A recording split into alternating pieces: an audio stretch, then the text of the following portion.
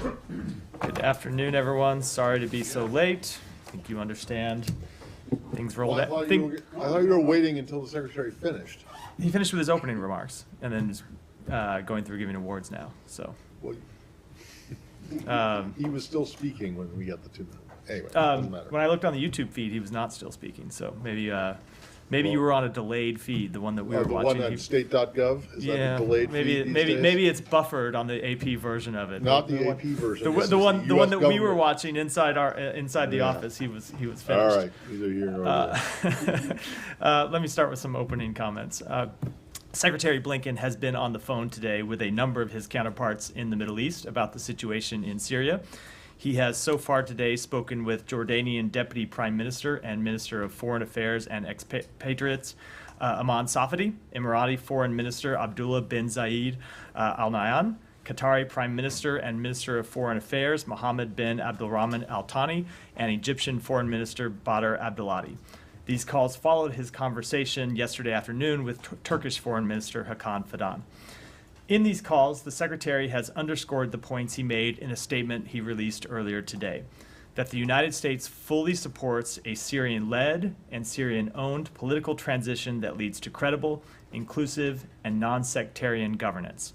He has also outlined several principles that we believe should be upheld during the transition process and formation of a new government: respect for the rights of minorities, facilitation of humanitarian assistance, the prevention of Syria from being used as a base for terrorism or posing as a threat to its neighbors, securing and safely destroying any chemical weapons stockpiles.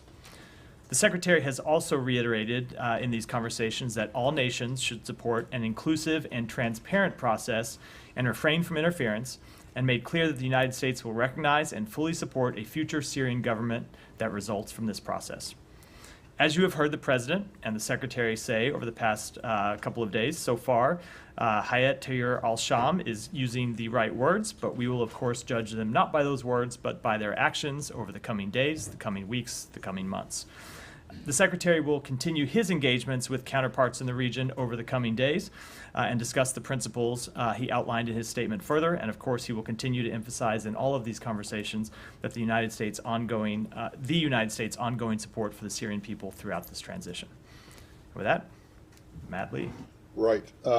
Thanks, Matt. I have one thing. I just want to ask you about this statement that came out just before the human rights ceremony about the authority for visa bans against people who are officials, authorities who are involved in the wrongful detention of people. Don't you have the authority to do that already? This was outlining, we had under a different authority to do it in some circumstances, but this was kind of refining and expanding our ability to use those authorities with respect to wrongful detentions. I'm happy to get you a more detailed. Please do, because I just don't understand why adding a layer. It refers to the way we exercise those authorities under different provisions of the law, and I'm happy to get you a technical expert to talk about that. But I mean, it just seems kind of refines pointless, it. since you already have this authority. You've used it before, and so I don't understand why you need to use it. I can guarantee you this was explained to me, and it's a very detailed. It is a very detailed technicality under the law. I'll let it go for now. I want to go to Syria. I'm just.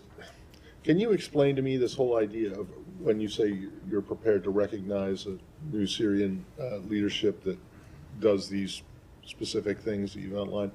Whatever happened to the old, what had been a previous, a mantra for decades that you don't recognize governments, you recognize states?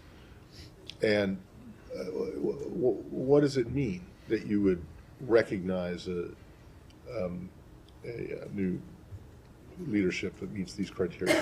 So I don't think I'm qualified to speak to a State Department mantra that dates back decades, since I've not been here for all that time. But I can tell you when we speak to this, what we mean is, look, you have seen this group, HTS, take control of some of the levers of power. You have seen them work to name an acting prime minister. And the United States does not have standing diplomatic relations with Syria, right? We withdrew our embassy a number Yes, of we recognize Syria of as years a ago. state. We recognize Syria as a state. We have not recognized the HTS as the governing authority in Syria. We have not recognized them as the government of Syria. And so what we are making clear is before we recognize a government of Syria, a particular government of Syria, these are the steps that we think are important that to be followed. Okay, and what does that what would that recognition entail? Reopening the embassy? So I don't want to get ahead of the process. We're obviously not there. This isn't something that's going to happen overnight. There's needs to be a Syrian-led process that plays out over the coming weeks. But we thought it was important on behalf of the United States because we do have a number of authorities that we have exercised with respect to Syria over the past decade plus, especially with sanctions, but also with our diplomatic relations. We thought it was important that we make clear what we think are the principles that should be upheld during this transition process and during the formation of a new government. Right. Are you aware of any other country where you recognize the state but you don't recognize the government, other than perhaps Venezuela? Well, Venezuela certainly, that was going to be the one I was going to mention. Beyond that, of course you were. And you actually recognize what happened when the U.S. recognized Juan Guaido as the legitimate president of Venezuela. I would refer you to a spokesman for the previous administration for an answer to that, because that happened during their time in office, not ours. Yeah, but that's why I'm asking you what recognition means. I mean, that recognition of Guaido as in Venezuela didn't result in the reopening of the embassy. It didn't open. It didn't result in the reopen. It's a very different situation because you had that is a different situation when you have a figure who we recognize as the government, but actually isn't in control of the levers of power. You would have a different situation potentially here, where you have an entity that is in control at least of some of the levers of power inside Syria right now. Certainly not all of them.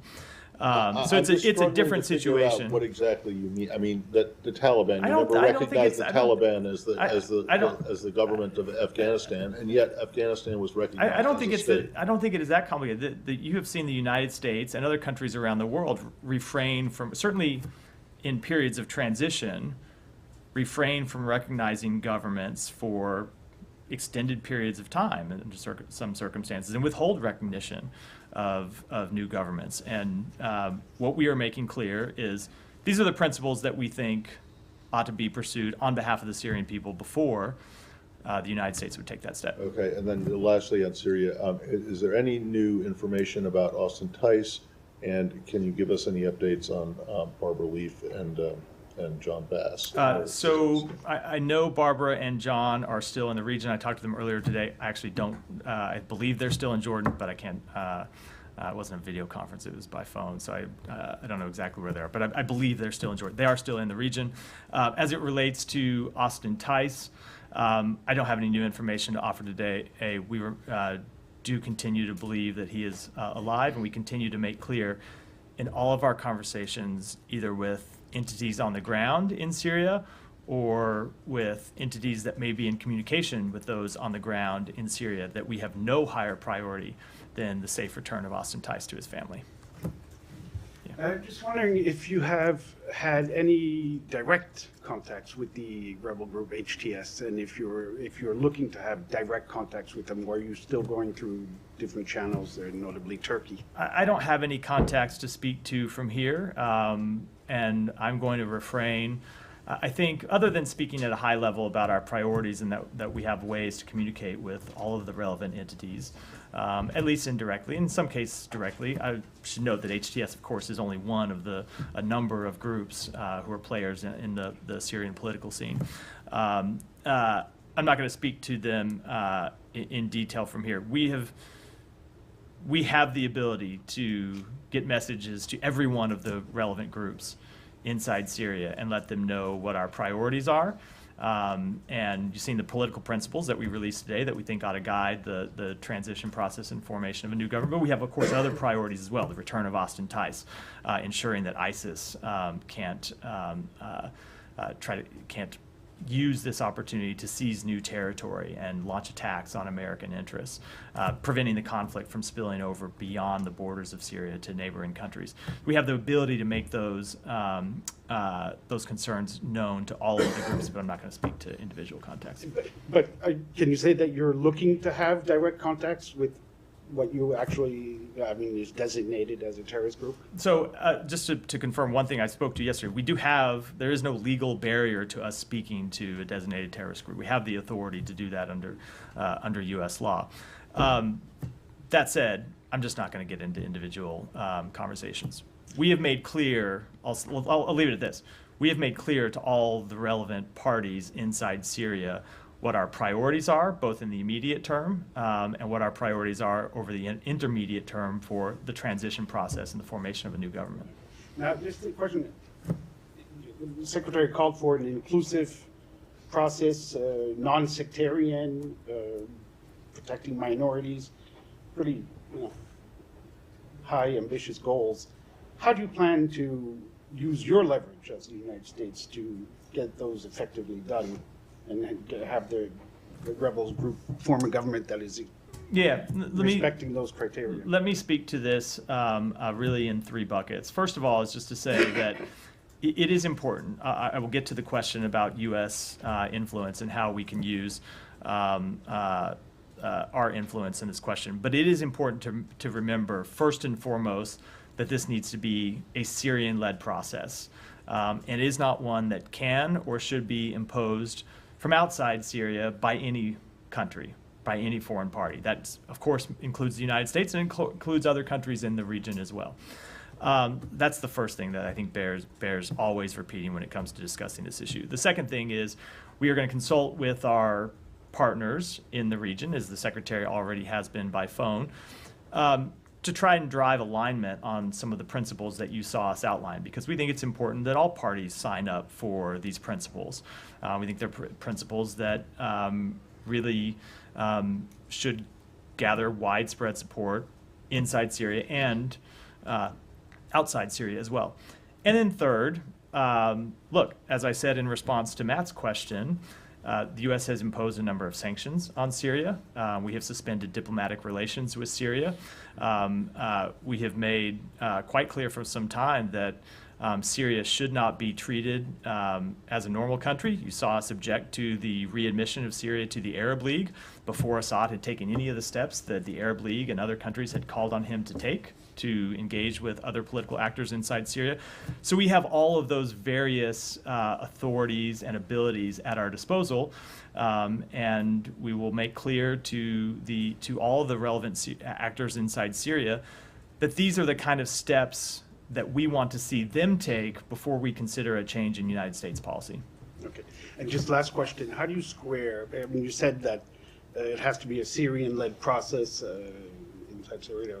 How do you square that with the fact that everyone in the region and outside is involved right now precisely in this process? So first of all, Syrian-led when you have Turkey on one side. So it is a great question, and the real answer to it is that you don't start from zero with this. All of the actors inside Syria, all of the actors inside the region have to deal with the long history of what came before. And there's been a very brutal civil war in which you had a number of internal actors, at times supported by external forces as well.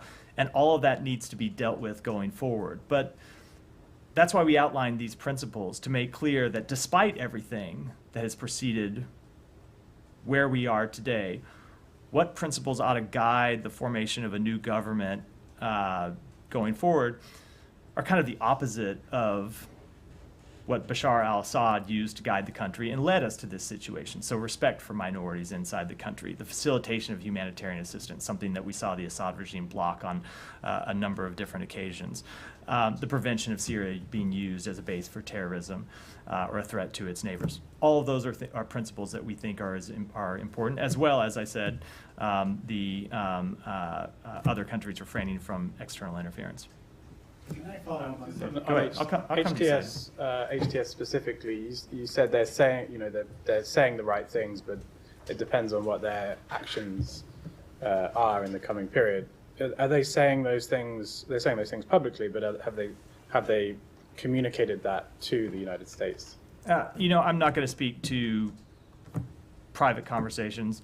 I think here's what I'll say. So, as they moved into Damascus over the coming days, the leaders of HTS have been having a number of conversations with parties in the region. Obviously, they have a long-standing relationship with the government of Turkey, but they have relationships with other countries as well. And they have been having conversations with different countries. And one of the reasons the Secretary had these series of calls today was not just to lay out the United States principles, but as he does in all of these calls, he wants to listen to what these other foreign ministers have heard in their conversations among the region. And of course, that would include what HTS is saying. Now, I'm not going to read those out publicly, but we are as well listening to hear what they say privately. But ultimately, it matters much less what they say privately and what they say publicly than what they do going forward. We have seen over the years any number of militant groups who have seized power, who have promised that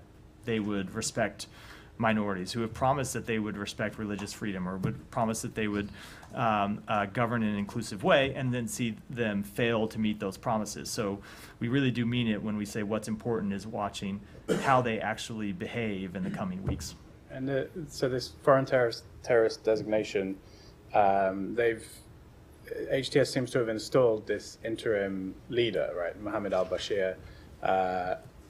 My understanding is he's been an administrator in areas that they've controlled. Does the U.S. consider him sort of part of HTS for the purposes of the terrorist designation? I don't have any assessment. I'd have to go. It would be really a fact-based assessment, and if there are people that have done it inside our department, I'm not aware of it. So I don't have any assessment of what we consider him to be or not to be. And you said it doesn't stop you from talking to people, but just to be clear, if there is a government, interim government formed with members of HTS who passed that test, there will be some limitations on how the U.S. can assist.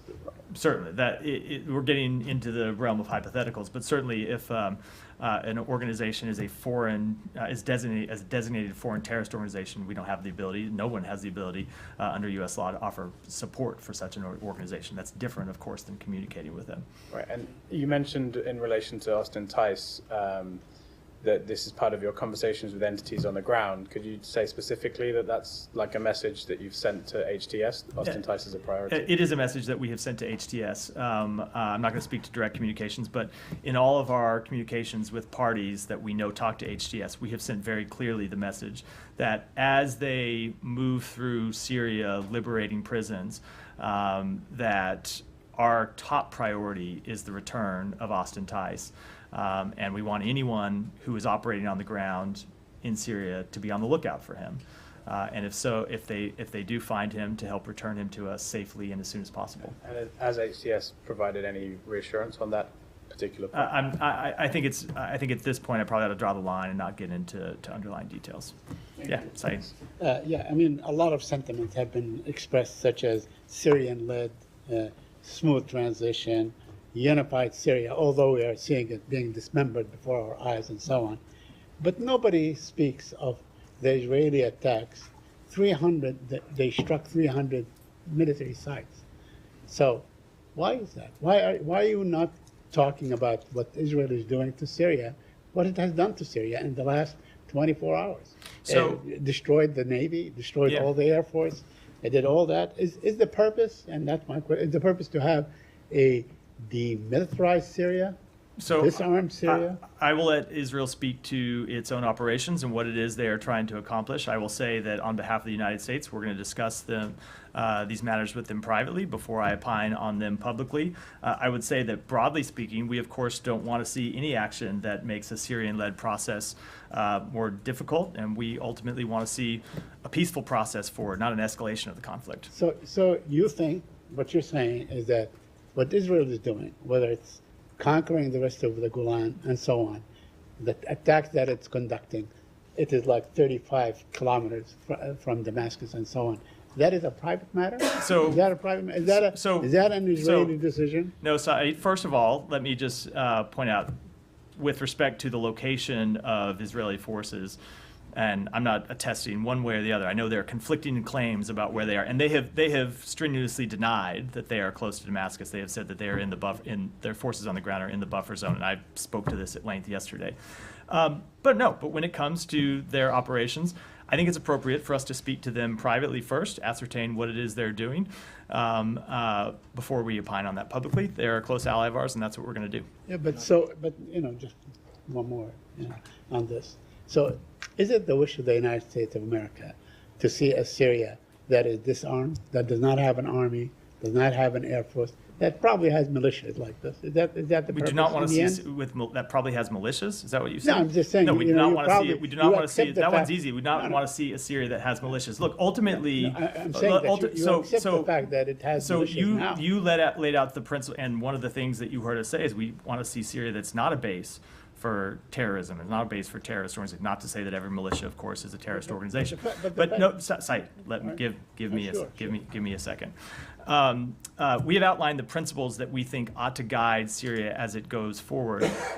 Beyond that, these are questions for the Syrian people to have to answer as it relates to what type of government they are going to form, what type of military they are going to maintain. And when it comes to the actions that Israel has taken over the past 24 hours, like I said, let us have these conversations with them privately. I know that this is obviously not our last press briefing that we are going to hold in the Department of State. We will have more to say at a later time. Last question on this point. Would you call from this podium or any other podium on Israel to cease and desist from its military attacks on Syria? Saeed, this is basically the same question you asked me in another Yeah, I form. understand, And Saeed, it. let me answer the question. You asked the same question, you are going to get the same answer. That's how it's going to go. I do think it's appropriate this time for us to have that conversation with them, find out what it is actually that they are trying to accomplish, and then after we have done that, we will certainly have more to say. Okay. You said you wanted to talk to the Israeli privately, but Netanyahu himself said that we have destroyed 70 to 80% of the Syrian army assets. So that will set the military capabilities of the new government to decades to come. So how are they supposed to defend themselves if they have a chance to become a sovereign, stable region power in the region? First of all, my position on this has not changed from 30 seconds ago when Saeed asked the underlying question. Nadia,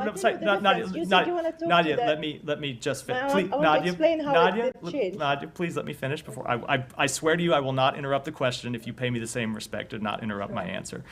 So I'm just not going to speak to an operation that we haven't had the ability to have an in-depth discussion with them about yet. I think that's appropriate.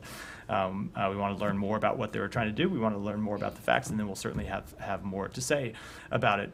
Look, when it comes to the provision of weapons inside Syria, I don't think that one of the challenges facing people inside Syria right now is a shortage of weapons inside Syria. If you look at what the civil war of the last 13 years now, if anything, there has been a surplus of weapons and munition on the ground in Syria. But that said, to respond to your question, I think it's appropriate that we take our time and assess this and have more before we have more to say. Okay. In the statement that the Secretary released this morning, it says that they're calling on the transitional government to secure both chemical and biological weapons. So how are these people, who are they he's calling on? How are these people who haven't even formed a government, how are they going to are they supposed to secure these weapons? And second, would you entertain that in this case, like a UN team mandated by the Security Council will go to Syria and secure these weapons? So a few things about that. Number one, it is the responsibility of those who are taking the reins of power inside Syria, first and foremost, to secure and destroy any chemical weapons that they find in areas that they control. That's the first answer to the question. And obviously, you have seen HTSC's territory, and it certainly is quite possible that in the territory they've seized, there are chemical weapon stocks. They may not have full inventory of those yet, of course. They've only been in control of Damascus for a couple of days.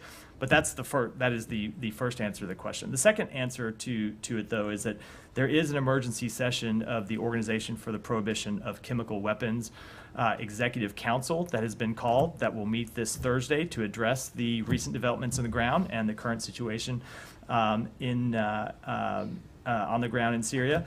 And when it comes to this question of inspections and verifications, it is the responsibility of that organization to conduct verification efforts under its mandate. Not any of the member states, not the United States or other states, but the OPCW. So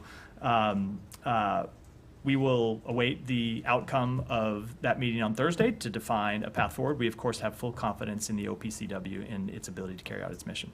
Okay, going to the Golan Heights, I'm sure you've seen Netanyahu's statement yesterday. He said the Golan Heights is going to be part of Israel now and forever. Considering that this administration, when there was an attack on Majd al-Shams, I believe like 5 months ago, you called it Northern Israel. So you're really legitimizing, give legitimacy to the Israeli control over it. So how can we believe that this administration, or any administration, we're not going to let Netanyahu go against international law, which we know that's been illegally occupied since 1967. So I would just say, with respect to the Golan Heights, of course, the United States recognized several years ago control over the Golan Heights. That's just as a factual matter. Now, when it comes to other disputed areas, we have long made clear that we want to see a two-state solution. When you talk to areas that have been under Israeli control since 1967, we want to see the establishment of an independent Palestinian state, and you have seen us take a number of steps to try to advance that possibility, and we'll continue to do that. Okay, just one thing I want to clarify, just to make sure I heard you correctly.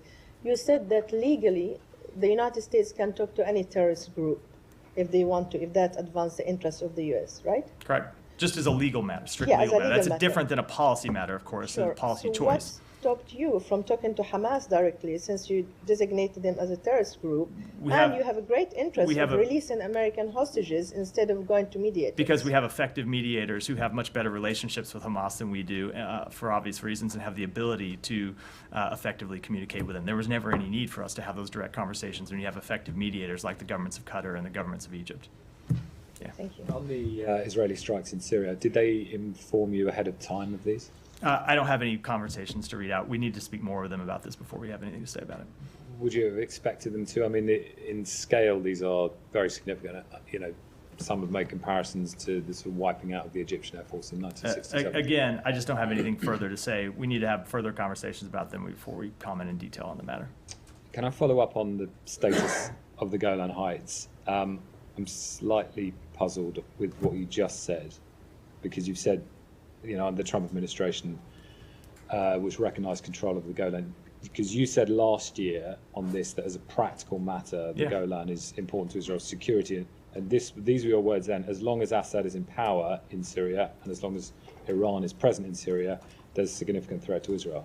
And control of the Golan remains of real importance to Israel's security. So has that changed? So obviously the factual situation has changed, but you do have a situation now where you have a period of instability in Syria. You don't have effective control by a government that we know is committed to peaceful relations with its neighbors. So not the same security threats exist. Obviously you don't have the Assad regime there, and you have seen Iran's influence inside Syria weaken quite considerably. But there still is a security threat. That is a practical matter, which is what I was saying has not changed. But this isn't. What's the legal determination of the State Department? Do you recognise as a legal matter Israel's control over the Golan? So that is a decision that was made by the previous administration to recognize Golan Heights, the Golan Heights, as part of Israel, and there has not been a carry-on legal determination made, or I say contradictory legal determination that's been made in the years since. With regards to the disengagement zone, I know there's some confusion about whether or not the Israelis have gone even beyond the buffer zone, the disengagement zone, further into Syria. But I mean, there's a chorus of disapproval of this. I mean, the UNDOF, the Secretary General's spokesman, has told them to stop. UNDOF informed them ahead of time it would be a violation of the 1974 agreement.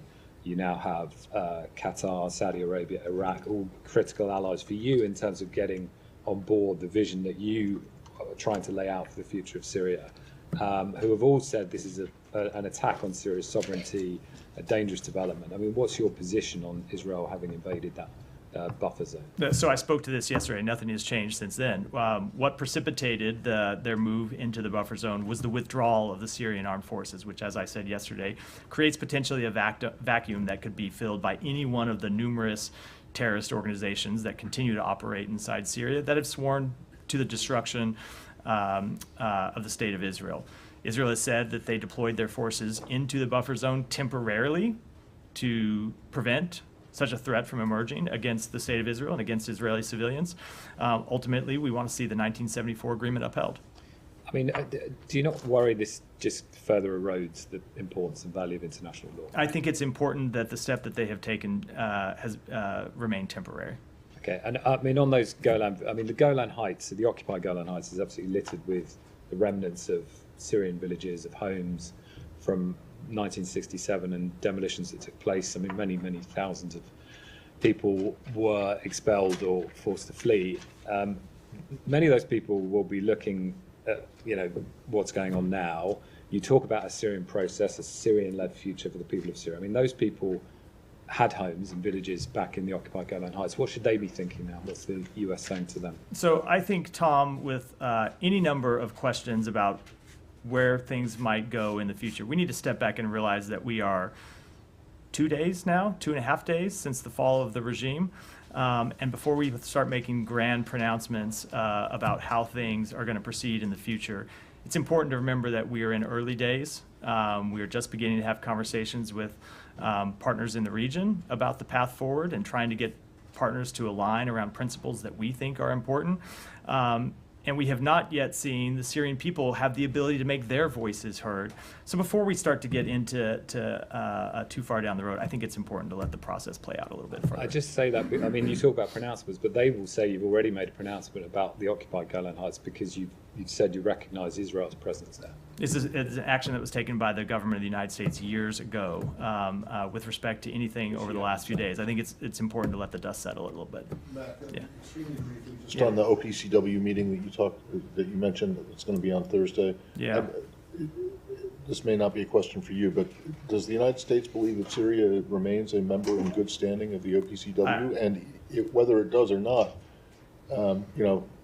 will they be represented there? So and it really, if so, by whom? That really is a question for the OPCW. It's hard for me to imagine that a country that has used chemical weapons on its own country remains a member in good standing, whether there's some technical membership or not. They joined in 2013 after the deal that was brokered between John Kerry and Lavrov. My point remains, whether they were formally expelled from that, I do not know. I mean, it's a question for the OPCW. But do you think that they should be represented? Or that they should have a representative? I'd have to take that back. And so we're at the position where you're in a transition. I don't know who the representative would even be. I'd have to take that back and consult with others. So you wouldn't have a problem if the OPCW... That's not all what I said. I said I said I need to take it back and consult with Okay. others. You're right. I'm sorry. I apologize for interrupting your question. I just want to know if you're okay with the OPCW having a meeting, an emergency meeting about the chemical weapons in Syria, at which Syria is not represented. I need to take that back and consult with our experts on the OPCW here, of which I am not one. Yeah. Go ahead. So the Secretary has given his plan or outline of what they would like to see from the Biden administration. How that goes in hand with the plan that the UN might see in the region, how you're coordinating, especially right now with the meetings happening in the Security Council, most of them closed door, because that will bring China and Russia within the conversation. So these are principles that we have outlined that we think every country ought to be able to support now. We're not blind to the fact that Russia has pursued a very different vision when it comes to Syria over the past 13 years.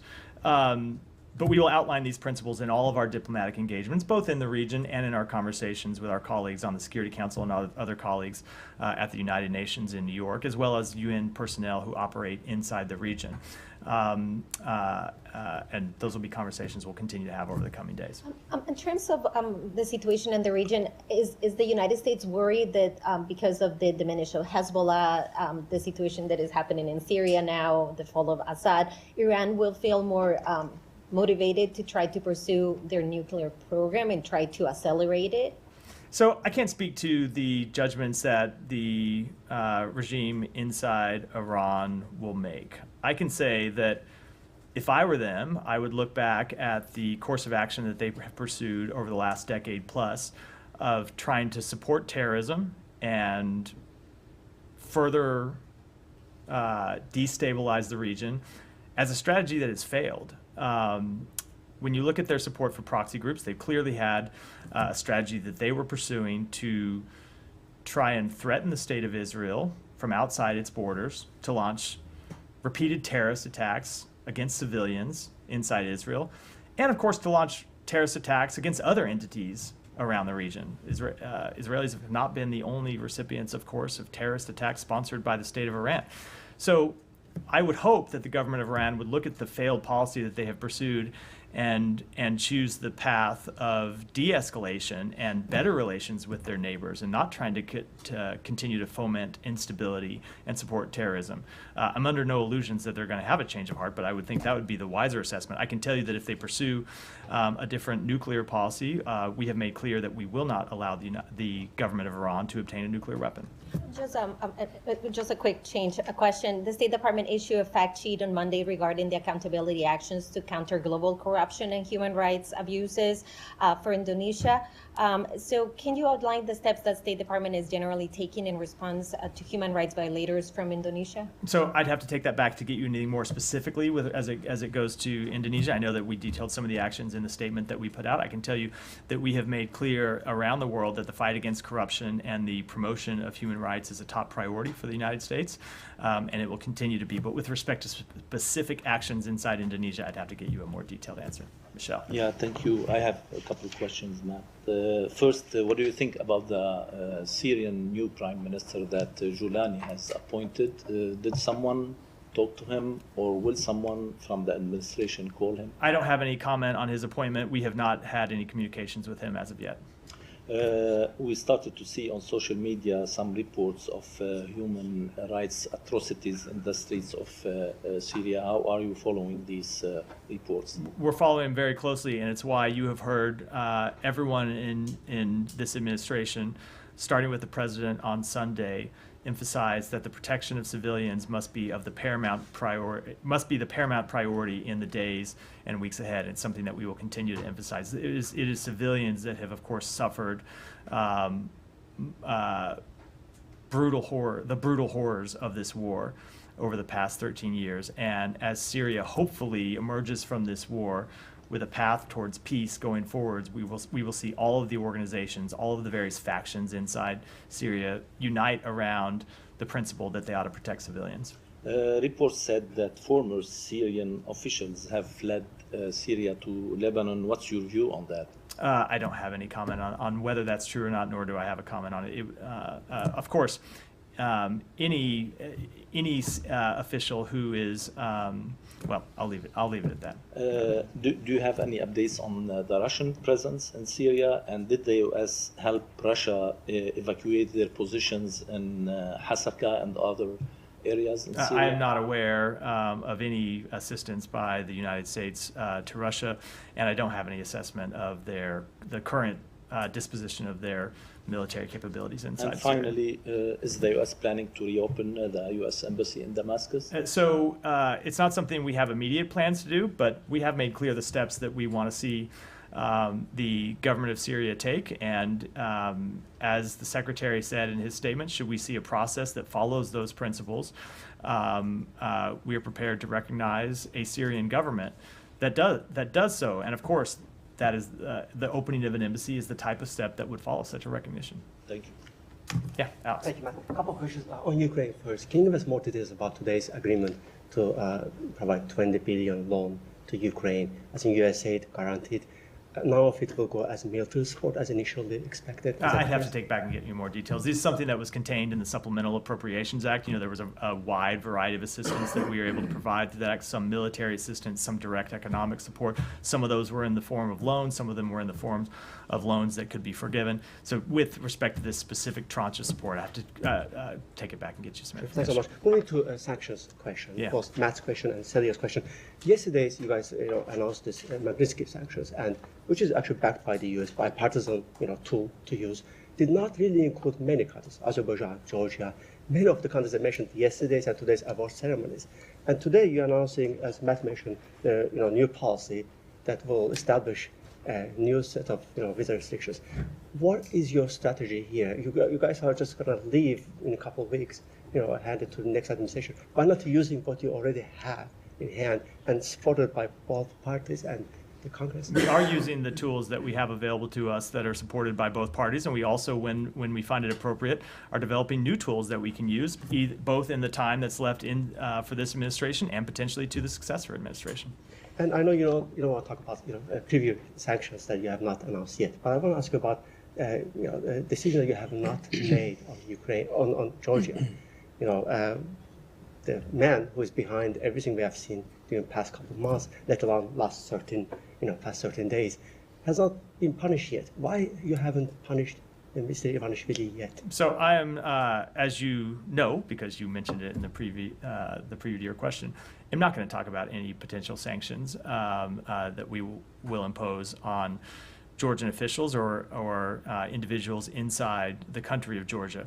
We have made clear that we have deep concern with the change in direction that the government of Georgia has taken. You saw a statement from the Secretary last week where he made clear that we are going to use all of the tools at our disposal to hold Georgia accountable for those steps, including rolling out new sanctions. As to what those are and who they will target, you're going to have to wait till we announce them, Alex. So you're going to have to wait till we announce them. On Azerbaijan, thanks so much. On Azerbaijan, the secretary today addressed the case of Rifat Safarov. Vedat also last week mentioned his case. Gentleman was supposed to be here for today's award ceremony, got arrested. But there are multiple arrests that have been taking place since last week. Maidan TV reporters, like 6 new journalists, have been arrested, and then leading Azerbaijan analysts and civil rights activists also got arrested on Sunday. Do you have any reaction to the latest arrests? So we have been made quite clear to the government of Georgia, and you've heard me speak to, the government of Azerbaijan, you've heard me speak to it from this podium, our serious concern about human rights abuses inside Azerbaijan. You've heard us speak to specific cases, and you will see us continue to speak to specific cases. In fact, you'll hear more from us later today about Azerbaijan. Beyond speaking up. You'll hear more from us later today about Azerbaijan. Go ahead. Thank you, Matt. You have sanctioned Golani for his actions in the past in Iraq and Syria. So with the new situation in Syria, are you going to pardon him or still calling accountability for? Are we going to pardon him or pardon him? Yeah, or pardon who? Golani, or still calling I don't think accountability? You're still calling accountability for his actions in the past. So we of course support accountability, but when it comes to moving forward, we are going to judge all of the parties in Syria by their actions in the past, but also the actions that they take in the coming weeks and days. Okay. And one more question on Northeast Syria. Democratic Autonomous Administration in Northeast Syria stated that a Turkish aircraft targeted Tishreen Dam in Manbij today, so which led the dam out of service and threatening the area with flooding. The administration is calling you and an international coalition to intervene urgently to prevent a humanitarian catastrophe. First, what's your position on the attacking on the civil and also the civilian facilities in Northeast Syria? And secondly, how do you respond to this call from autonomous administration in Northeast Syria? So I will just make clear our position, and it's what we have been engaged in diplomatic channels as well as military channels over the past few days, which is we have focused on ensuring the safety and security of respective military forces in northern Syria to ensure that there are no friendly fire incidents. We have long-standing channels set up to do that, and we have made clear to all the relevant parties that what we want to see is no direct conflict between the multitude of armed groups in various parts of the country. We want them all to respect civilians in the areas in which they operate, and we're making that clear to all of the parties. Has the Secretary Blinken touched that issue with his Turkish counterpart yesterday in the phone? I'm not beyond the broad strokes I gave at the opening of have the. You been clear to this is real. Let me finish. But beyond the broad strokes I gave at the opening of the briefing, I'm not going to get into private diplomatic conversations. Have you been clear to Turkey about this issue? We have made clear our principles to all of the parties that with whom we discuss these matters. Go ahead.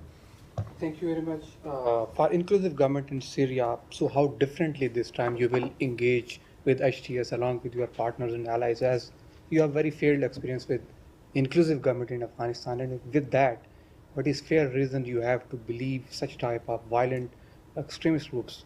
Those have very clear sectarian mindset in with them. They will lead our nation. They have ability to govern a country. Look, it's certainly clear that all of the groups inside Syria have different motivations, have different interests. A number of them have very different ideologies, and what we hope that they will all, or what we think they should all come together around, is a peaceful path forward for the Syrian people that respects the various factions and their beliefs and ideologies about how the country ought to move forward. And that's the process that we want to see play out in the coming weeks. And one on Ambassador Lu recent visit to South Asia. He visited India and Nepal. This is second visit from these 3 months, consecutive 3 months, and we know administration is going to complete its tenure. It is believed these are concluding visits. So from last visit, he excluded Pakistan. This visit, he excluded Bangladesh and Pakistan again. So reason what both countries people believe is that criticism, that is news outlets reporting that there is some involvement. His views are what? I'm sorry, I missed that. Ambassador Lu involvement in toppling of the government or something like that. So just on policy matters, so you change things with the Bangladesh and Pakistan with your diplomatic level.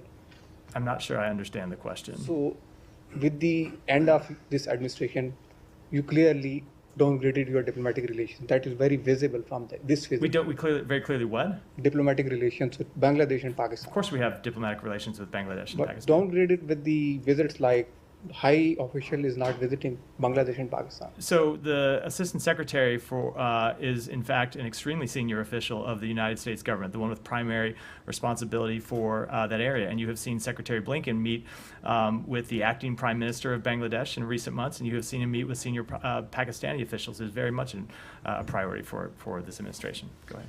Thank you very much. Thank you very much. Today is a death anniversary of a journalist from Pakistan, without whom the journalism history of Pakistan is not complete. His name is Rahmat Shah Afridi, and he was my dad. So my first question is that he stood up against martial law in Pakistan when he started the newspaper. Yesterday, Michael Kugelman and Al Jazeera reported in this past 3 days that there is complete cyber martial law in Pakistan, and Pakistan has complete corrupt leaders who have brought in as a regime.